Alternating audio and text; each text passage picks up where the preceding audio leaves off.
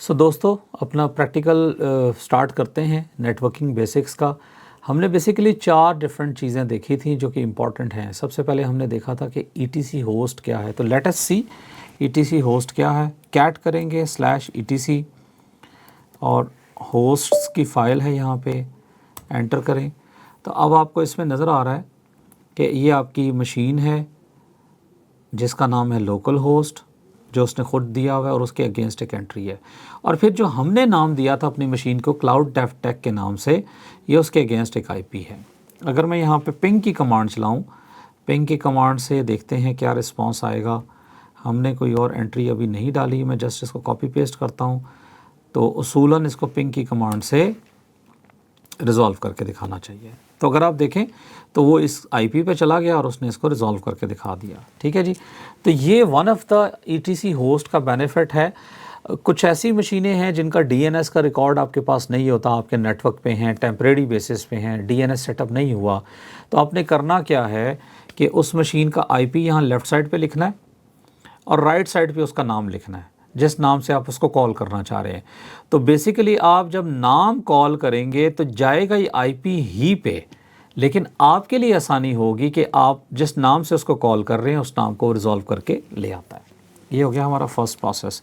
Click करते हैं screen. अच्छा जी, अब दूसरी इंपॉर्टेंट हमारे पास कमांड कह लें, ये फाइल कह लें, it's not command, in fact is a file, जहाँ पे DNS सर्वर की एंट्री होना ज़रूरी है अगर आप चाहते हैं कि आपका नेटवर्क और आपका इंटरनेट प्रॉपरली काम करे। तो हमारे पास ये गौर करें, लास्ट में एक ऑप्शन आ रही है। अच्छा याद रखिएगा, ये जितनी लाइनें जिनके शुरू में हैश होगा, ये जितनी लाइनें इस फाइल में देखें, ये सारी लाइनें हैश वाली हैं ज़्यादातर। ये सारी लाइनें कमेंटेड हैं, इनके पीछे जो हैश लिखा आ रहा है ना, हैश का साइन, इसका मतलब है कि ये कमेंटेड आउट हैं, यानी इनका कोई फंक्शन नहीं है, ये जस्ट हमारी इंफॉर्मेशन के लिए इस तरह हैं। नंबर 2, किसी लाइन के स्टार्ट में सेमीकोलन होगा तो वो डिसेबल्ड है। अच्छा, हमारा जो एक्चुअल काम है वो ये वाला काम है। आपने लिखना है नेम सर्वर और आपने मशीन का IP डाल देना है। अच्छा, इसने इसके ऊपर लोकली एक DNS सेटअप किया होता है उबंटू ने, तो ये उसका IP इसने डाला हुआ है और ये हमें करने की ज़रूरत नहीं होती। लेकिन अगर मुझे मिसाल के तौर पे ये काम करना पड़े तो मैं sudo बैश करूँगा, पहले पासवर्ड एक दफ़ा देना पड़ेगा, गलत हो गया मेरे से टाइप। ठीक है जी। और अब मैं इसके ऊपर लिखूँगा VIETC resolve.conf। ठीक है, और मुझे कौन सी एंट्री डालनी, वो एंट्री आपको मैं बता देता हूँ। हमने लिखना है यहाँ पे I प्रेस करके इंसर्ट मोड पे जाके, ठीक है, नेम सर्वर, और हमने देखा था नेम सर्वर के IP 8.8.8.8।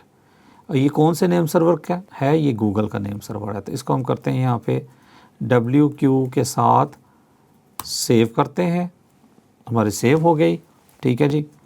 और एक दफ़ा कैट करके देख लेते हैं इस फाइल को, हमारी एंट्री इसने सेव कर ली कि नहीं कर ली। तो यकीनन इसने सेव कर ली है। ठीक है, और जब भी हम अब इंटरनेट पे जाएंगे, वैसे तो ये मशीन ऑलरेडी इंटरनेट पे जा रही है, लेकिन अगर आप लेट से यहाँ पे google.com लिखें पिंग, तो अब ये उसका नाम गौर करें, उसको IP पे रिज़ॉल्व करके ऑटोमेटिकली लेके आ रहा है। ठीक है जी। और ये काम कौन करवा रहा है इससे, ये करवा रहा है आपका DNS सर्वर। तीसरी इंपॉर्टेंट चीज़ जो अब हम डिस्कस करने जा रहे हैं वो ओल्ड के आपकी नेटवर्क कॉन्फ़िगरेशन है। मैं इसको आपको दिखाने की कोशिश करता हूँ। ये पुरानी है, ये अब इस वक्त ज़्यादा इस्तेमाल नहीं होती। ठीक है जी, ये देखें तो वो सिस कॉन्फ़िग की तरफ जा ही नहीं रहा, विच इज़ फ़ाइन, हमें कोई मसला नहीं है। लेकिन मैंने आपको इस वजह से बताया ताकि कोई ओल्ड सिस्टम आपके पास हो, रेड हैट लिनक्स 7 हो या उबंटू का पुराना वर्जन हो, तो आपको पता हो ये क्या है। अब हम करते हैं कैट ETC नेट प्लान, और इसमें है 01-network-manager-all.yaml, क्योंकि ये फ़ाइल नेटवर्क मैनेजर ने जनरेट की है तो इसके ऊपर नेटवर्क मैनेजर ही ये सारा काम कर रहा है। अच्छा, इंटरेस्टिंगली आप जब भी अपनी मशीन पे सिस्टम पे उबंटू इंस्टॉल करेंगे तो आपका network manager by default setup हो जाएगा, इंस्टॉल होगा, और इस तरह की सारी कॉन्फ़िगरेशन को नेटवर्क मैनेजर ही मैनेज करेगा। तो ये आपके सामने दिखा दिया कि नेटवर्क मैनेजर मैनेज कर रहा है, विच इज़ फाइन। अदरवाइज़ जो मैंने आपको कॉन्फ़िगरेशन थ्योरी में दिखाई है दैट आल्सो वर्क्स, बट इस केस में, जिस केस में हम देख रहे हैं, हमें इसकी ज़रूरत नहीं है। तो यहाँ पे हम इसको स्टॉप करते हैं अपनी डिस्कशन को। आई होप जितना मैंने आपको समझाने की कोशिश की आपको समझ आया। एक और चीज़ बताता जाऊँ, बहुत सी चीज़ें ऐसी होंगी जो हो सकता है कि आपको यहाँ से पूरी ना मिले, तो आप इन चीज़ों को गूगल पे जाके वहाँ से सर्च कर सकते हैं और आपको ये सारा कुछ मिलेगा। अच्छा चले एक काम करते हैं, मैं मैन करके आपको नेटवर्क मैनेजर ज़रा दिखाने की कोशिश करता हूँ कि क्या इसकी कोई एंट्री मौजूद है, और फिर हम आगे क्लोजिंग की तरफ चलते हैं।